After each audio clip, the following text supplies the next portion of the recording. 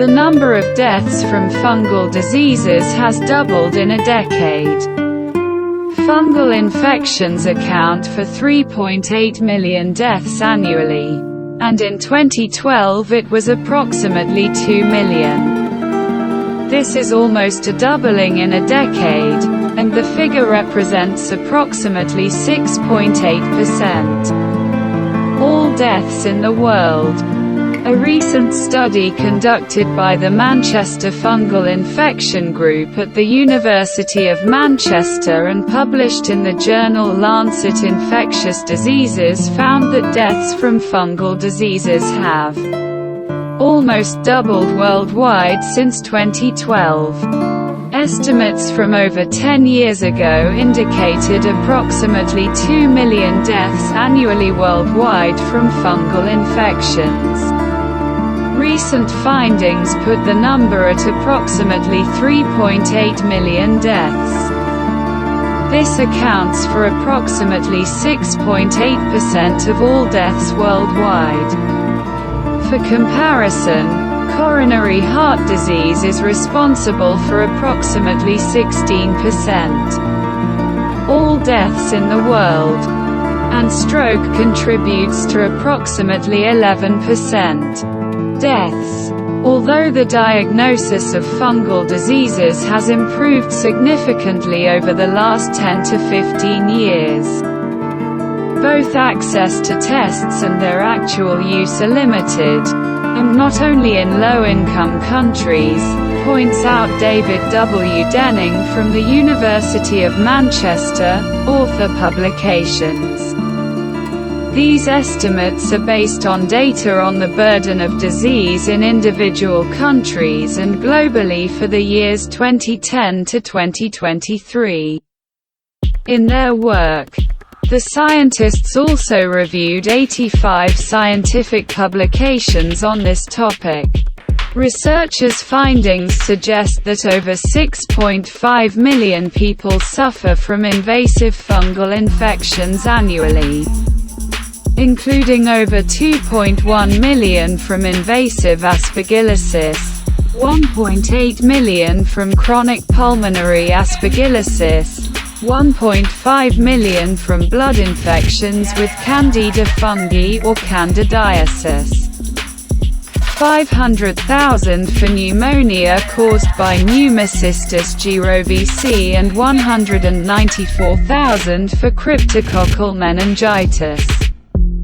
The review also estimated that fungal asthma affects approximately 11.5 million people annually, of which 92,000 deaths from asthma are related to fungal allergy. Candida infections are one of the causes of sepsis. They are also linked to diabetes or kidney failure, or both, and may become apparent after major surgery or trauma. This fungus is a normal part of the gut microbiome, but when we are seriously ill, it enters the bloodstream through the gut wall. According to Denning, current research detects only 40% life-threatening Candida infections. The mortality figures are higher than previous estimates of about 2 million deaths a year, in part because many fungal infections exacerbate diseases such as leukemia, cancer and AIDS, and deaths are often attributed to the underlying diseases. This also applies to pneumonia and tuberculosis. Moreover, many fungal diseases remain undiagnosed and untreated due to limited access to diagnostics. The most important deadly fungi are Aspergillus fumigatus and Aspergillus flavus, which cause lung infections. Affected people include people with lung diseases such as asthma, tuberculosis and lung cancer, but also people with leukemia, transplant recipients and people in intensive care. Many of these people die because doctors do not diagnose them with a fungal disease or diagnose it too late. But many deaths also result from slow or no diagnostic tests and the lack of effective antifungal drugs, Denning admitted in the conversation. Denning also noted that antifungal resistance is increasing, as is antibiotic resistance. Spraying crops with certain types of fungicides significantly increases the rate of resistance to a class of antifungal drugs known as azoles, Denning said. This especially applies to infections with Aspergillus fungi.